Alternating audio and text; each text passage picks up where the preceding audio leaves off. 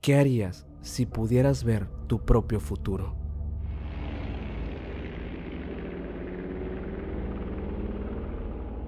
La pregunta parece extraña, pero la historia de Sir Victor Goddard obliga a mirarla de otra manera. No fue un hombre cualquiera perdido en una fantasía o algo por el estilo. Fue un aviador británico formado en una época donde volar todavía era una actividad peligrosa, física y casi salvaje.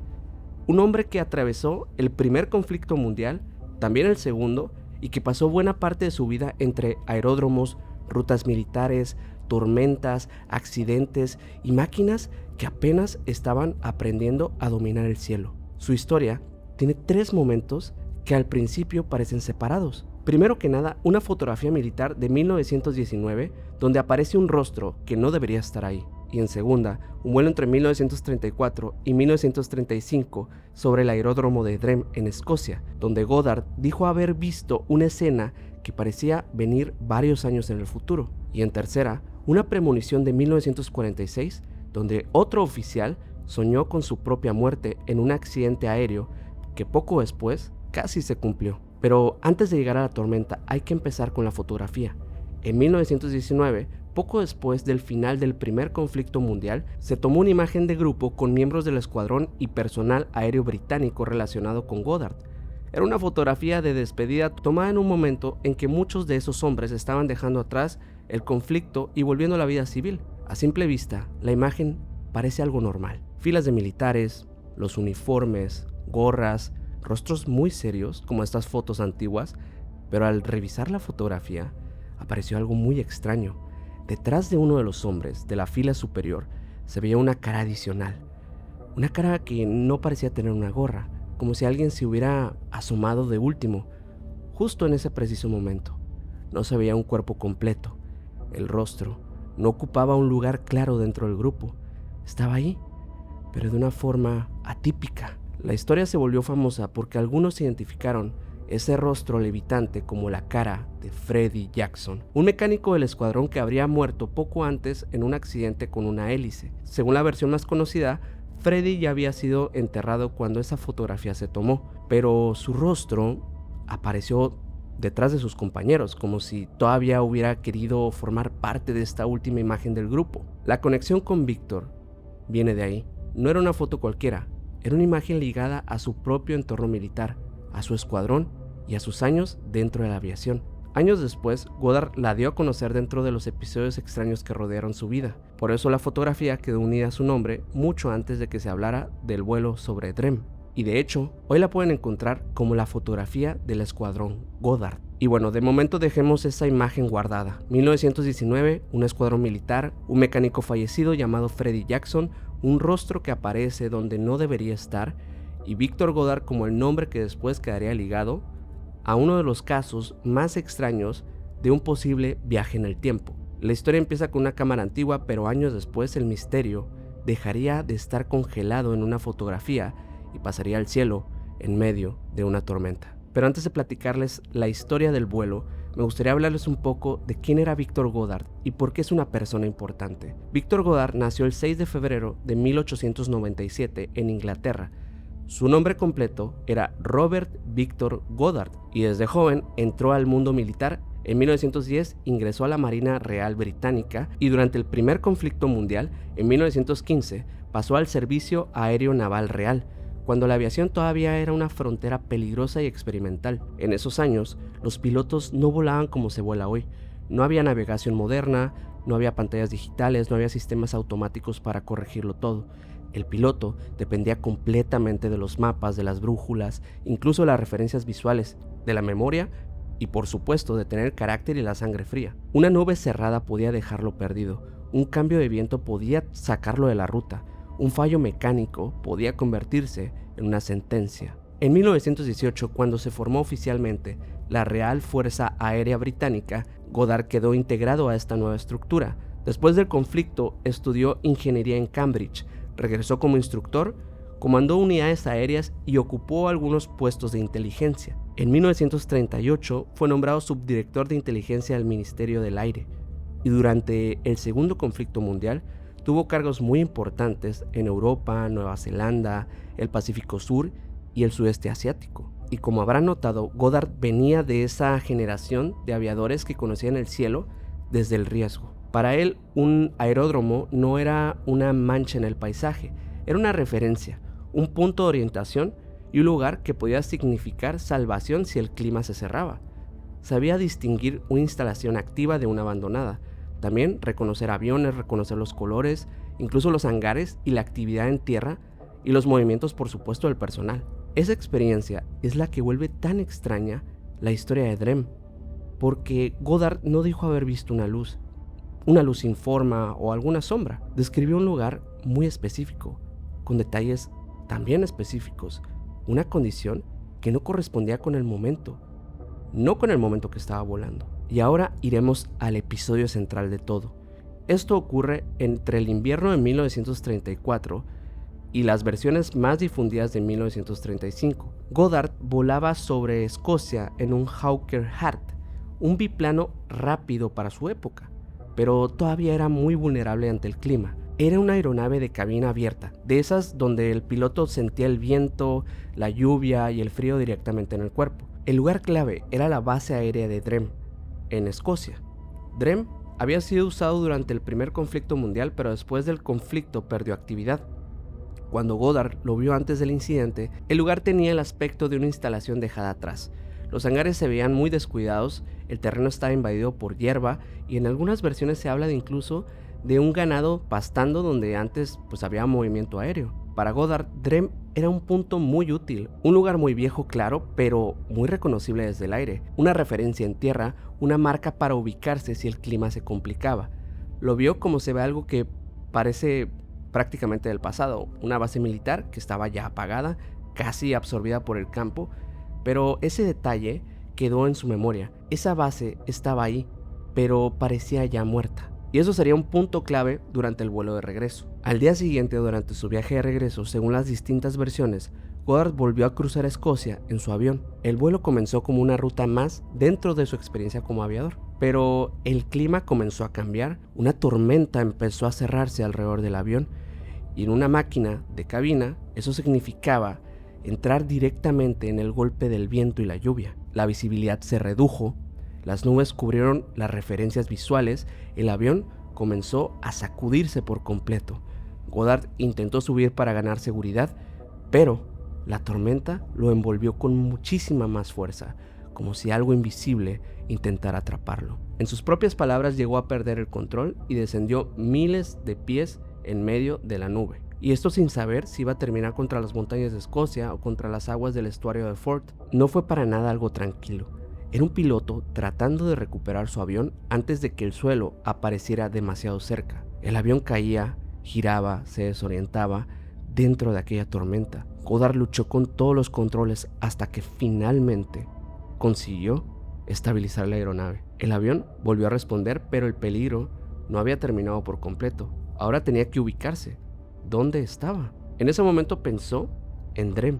Si lograba encontrar la base, podía saber dónde estaba y podía corregir su ruta hacia Inglaterra. Obviamente él no estaba buscando un misterio, buscaba una referencia, buscaba un punto conocido en medio de una situación sumamente peligrosa. Entonces dirigió el avión hacia donde debería estar la vieja base aérea de Drem. Mientras se acercaba a Drem, el clima hizo algo mucho más extraño. La tormenta, que hasta ese momento había sido cerrada, oscura y violenta, pareció abrirse de golpe.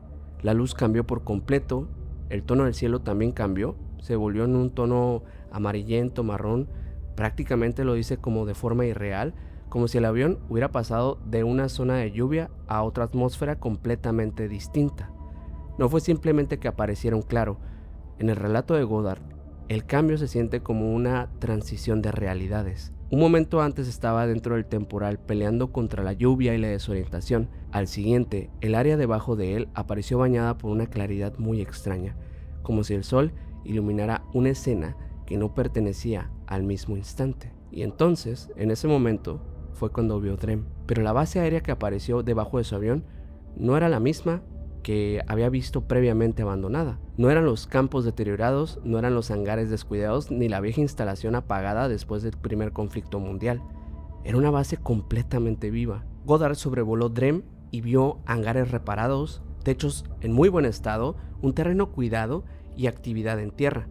El lugar parecía estar recientemente preparado para operar. La pista y las zonas alrededor ya no tenían el aspecto de abandono que él recordaba. Había personal moviéndose, aviones muy bien alineados y una organización que no correspondía con la imagen del día anterior. Lo primero que le llamó la atención fueron los aviones que estaban pintados de color amarillo. Ese color no encajaba para nada con lo que se esperaba en la Real Fuerza Aérea Británica, por lo menos no en ese momento. No era un detalle menor para un oficial aéreo. Los colores de los aviones hablaban de una función, un uso y una época, y esos aparatos amarillos parecían pertenecer a otra etapa. Después vio algo más, un monoplano. Para Goddard, eso también resultaba extraño dentro del contexto que estaba observando. La aviación estaba cambiando, pero en ese momento, ver ese tipo de aparatos en la escena le dio la impresión de estar mirando algo que estaba adelantado. También observó unos hombres en tierra usando overoles de color azul. Ese detalle volvió la escena todavía más extraña. Los mecánicos y el personal de tierra que él esperaba ver en su época no correspondían con aquella imagen. Los aviones, los colores y los uniformes de trabajo y por supuesto el estado de la base aérea parecían formar parte de una escena coherente, pero no con el año en el que él estaba volando. Y Goddard voló muy bajo, lo suficiente para distinguir esos elementos. Y lo más extraño fue que mientras él cruzaba aquella base aérea, los hombres parecían no reaccionar. No levantaron la mirada, no reaccionaron con sorpresa, parecían no notar su existencia. Era como si Goddard estuviera viendo una escena completa pero sin formar parte de ella, como si el avión hubiera entrado en el cuadro pero no en la misma realidad que los hombres que estaban debajo. Siguió volando y la base aérea quedó atrás. Y cuando salió de esta zona, la tormenta volvió. La luz extraña desapareció. El cielo recuperó aquella turbulencia. El avión regresó al mundo normal, pero Goddard ya había visto algo que no correspondía a lo que él conocía como su presente. La historia de Drem no se siente como una visión común porque Goddard no estaba dormido ni en un trance. No estaba recordando un sueño ni interpretando una señal. Estaba dentro de un avión real, en medio de una emergencia, buscando una referencia real para sobrevivir a una tormenta. Goddard no habría recibido una imagen del futuro en la mente. Habría entrado en cuerpo físico con su avión en una escena que no correspondía a su tiempo. El detalle más fuerte es la continuidad del vuelo. Él no se detiene y tampoco despierta en otro lugar. Es como si simplemente hubiera entrado en otra capa de la realidad, pero dentro del mundo físico. No desapareció durante horas, simplemente cruzó una tormenta, atravesó una zona de luz extraña, observó Drem transformado y luego volvió al clima normal. El posible viaje temporal ocurre en movimiento, como si el avión hubiera atravesado una franja donde el tiempo estaba desalineado. Y hay otra cosa que vuelve muy interesante este caso, porque esto no se trata de una máquina del tiempo ni de un portal visible. Se trata de un lugar común, se trata de una base que reconocía ya de años y en algún momento ese lugar dejó de ser el mismo. El futuro que vio tampoco fue algo fantástico, era muy discreto, era algo militar, funcional, los hangares simplemente arreglados, aviones de entrenamiento, personal trabajando, una base lista para operar. Era como si una escena de 1939 se hubiera filtrado unos años antes en pleno vuelo. Y eso fue exactamente lo que después hizo famoso el relato. En marzo de 1939, Drem volvió a la vida militar con la llegada de la Escuela de Entrenamiento de Vuelo número 13. La base fue reactivada, recuperó actividad y quedó integrada al esfuerzo de preparación que precedió al segundo conflicto mundial. El lugar que Goddard había visto abandonado empezó a aparecerse años después, aquel lugar que había visto en su vuelo.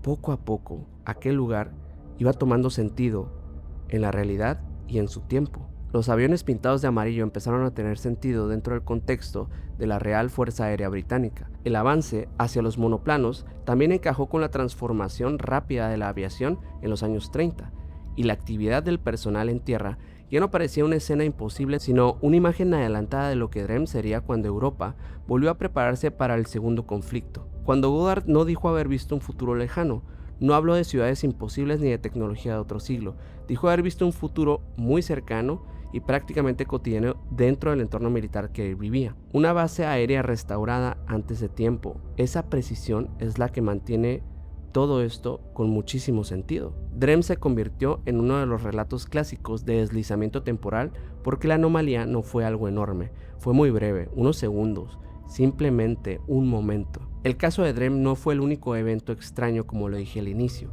no en la vida de Goddard. En enero de 1946, después del Segundo Conflicto Mundial, ocurrió otro evento que reforzó la relación con los fenómenos temporales. Goddard se encontraba en Shanghái, sí, en China, en una reunión social con oficiales. Japón estaba derrotado, las fuerzas aliadas seguían moviéndose por Asia y el mundo todavía vivía consecuencias inmediatas del conflicto. Durante esa reunión, un oficial naval identificado en varias versiones como Gerald Galston contó un sueño muy inquietante. En el sueño, él y Goddard morían en un accidente aéreo. La visión incluía un avión, un viaje hacia Japón, pasajeros específicos, problemas por hielo atmosférico y un choque en una costa pedregosa cerca de unas montañas. Para Goddard, ese sueño no era fácil de ignorar. Él conocía los peligros reales de un avión en condiciones de hielo. Sabía lo que podía ocurrir si el hielo se acumulaba en las alas, también pues en los controles o en los mecanismos directos de las aeronaves.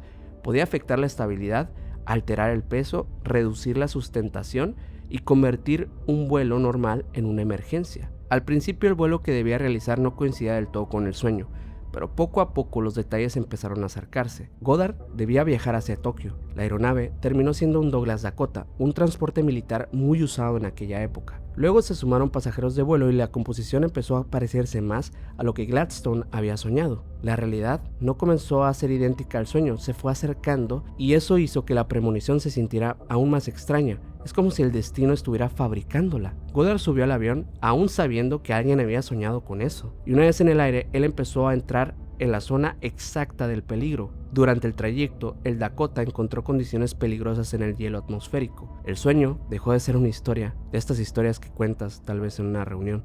Se empezó a convertir en algo muy posible, en una especie de advertencia. El avión comenzó a tener problemas, la tripulación tuvo que actuar bajo presión y la aeronave terminó realizando un aterrizaje de estos de emergencia en una isla llamada la isla de Sado, en Japón. La escena se parecía demasiado a la premonición.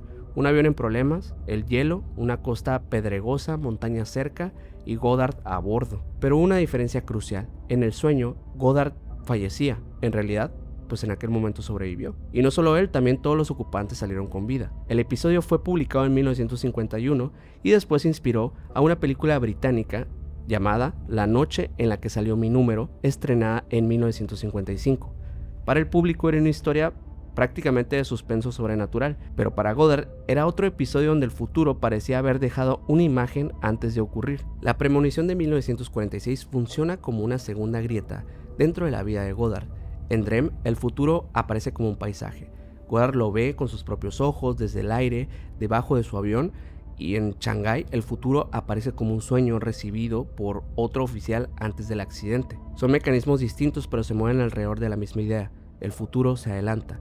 En DREAM, Goddard entra físicamente en una escena que todavía no corresponde a su presente. En la premonición, la muerte futura de Goddard aparece primero en la mente de otra persona y luego se aproxima en forma de accidente real. Y los dos episodios ocurren alrededor de la aviación: aviones, tormentas, hielo, rutas, aeródromos, accidentes. En la vida de Goddard, el cielo no aparece solamente como el escenario, sino como el lugar donde la realidad empieza a comportarse de manera muy extraña. Goddard se retiró oficialmente de la Real Fuerza Aérea Británica en 1951, pero su vida no se apagó. Entre 1951 y 1954 fue principal del Colegio de Aeronáutica en Cranfield y después se acercó cada vez más a temas de conciencia, de espiritualidad, de percepción extrasensorial, de fenómenos aéreos no convencionales y obviamente de viajes en el tiempo. En 1975 publicó Vuelo hacia la realidad, un libro donde abordó fenómenos como la percepción extrasensorial, los deslizamientos temporales,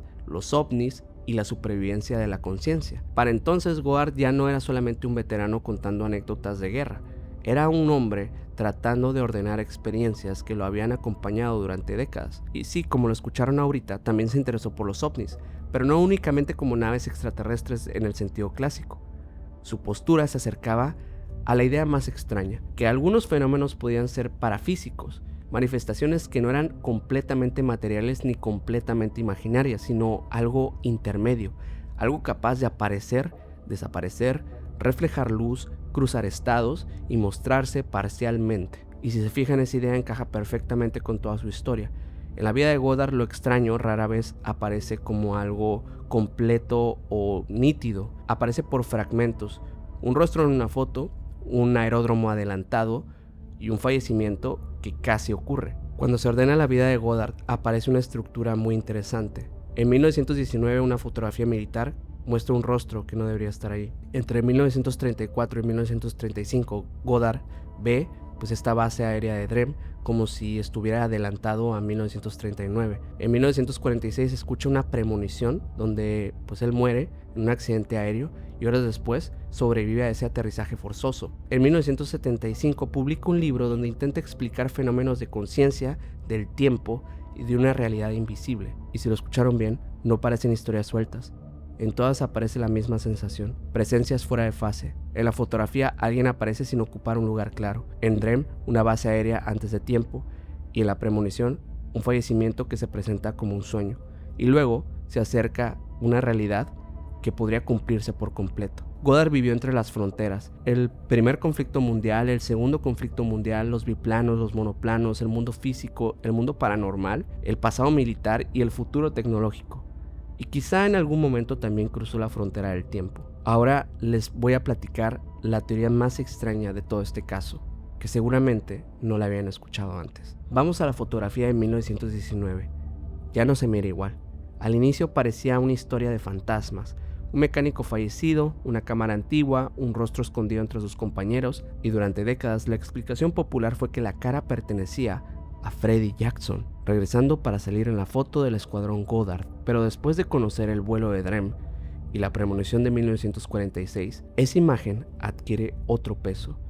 El rostro en la foto no parece estar completamente integrado en la escena, aparece pero de forma parcial. Está ahí, pero no ocupa un lugar claro. Es visible, pero no. Como si la cámara hubiera registrado algo que no pertenecía del todo a ese momento. En Drem ocurre algo parecido. Goddard ve una escena completa con hangares y los aviones, pero los hombres en tierra no reaccionan. Él observa el futuro, pero no parece formar parte de ese futuro. Está presente, pero fuera de fase. La fotografía y el vuelo pertenecen a una lógica que podemos ver de forma muy sutil. En ambos casos, algo aparece donde no debería estar. En ambos casos, el fenómeno no se demuestra por completo. En ambos casos, la realidad parece superponerse. Y sí, durante años se ha dicho que el rostro era de Freddy, y esa explicación tenía sentido, por lo menos en la parte emocional del escuadrón. Después de un accidente tan horrible, ver a un compañero en una fotografía podría sentirse como una señal. La historia era muy poderosa. Un mecánico fallece de forma abrupta por un accidente.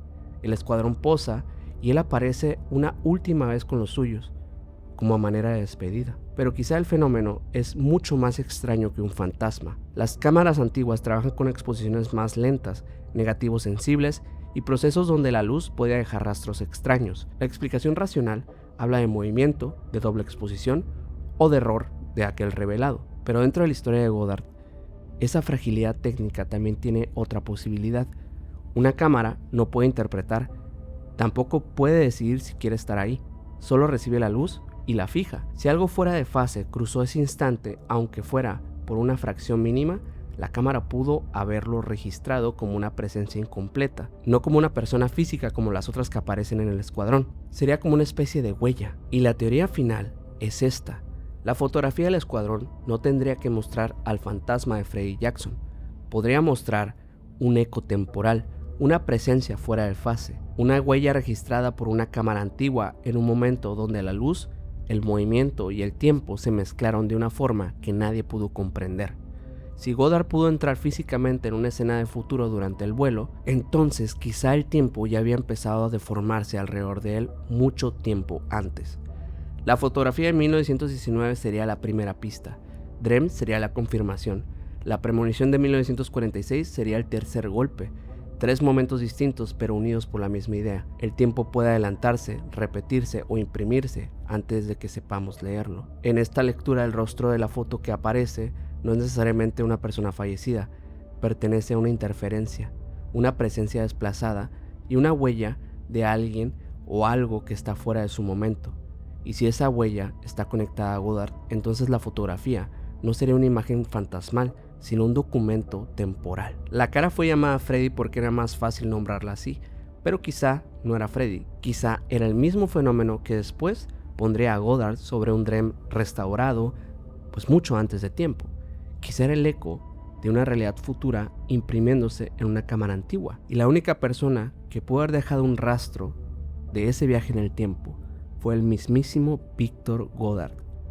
Sí, años en el futuro, documentando desde el pasado. Victor Goddard murió el 21 de enero de 1987, pero su historia sigue viva porque no depende de una sola escena, depende de una acumulación, una fotografía que es imposible de 1919, un vuelo sobre Drem en 1934 y 35 y la reactivación real en 1939 de aquella base aérea, una premonición de un accidente en el 46, una publicación del caso en 1951 y una película en 1955 y un libro en 1975 donde Goddard intentó mirar de frente a aquello que le había acompañado toda su vida. Pero ¿qué tal si la prueba quedó en aquella fotografía? Solo es una prueba que nunca nos reveló a todos, la evidencia de su viaje en el tiempo, la evidencia de que aquel fantasma en realidad es un viajero temporal. Pero bueno, esto es tan solo una teoría. Tal vez cada episodio tenga una explicación separada, tal vez la fotografía fue un error técnico y tal vez Drem fue una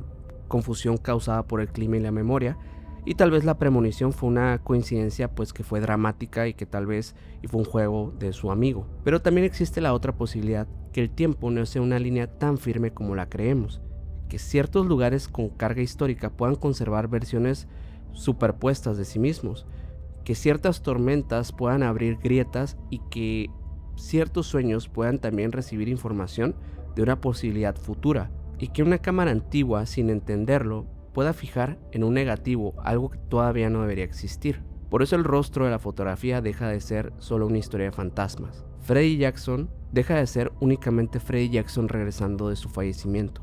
Se convierte en algo mucho más extraño. El eco temporal, la presencia fuera de fase, una señal de que Victor Goddard quizá no solo vio el futuro una vez, quizá el futuro ya lo estaba siguiendo desde antes. Y entonces volvemos al inicio de esa imagen antigua, a ese rostro escondido, a ese piloto que cruzó una tormenta y vio una base aérea que no debería existir. Y a pesar de intentar entender todas estas cuestiones a lo largo de su vida, Victor Goddard tal vez nunca dio con la verdadera respuesta, porque es difícil.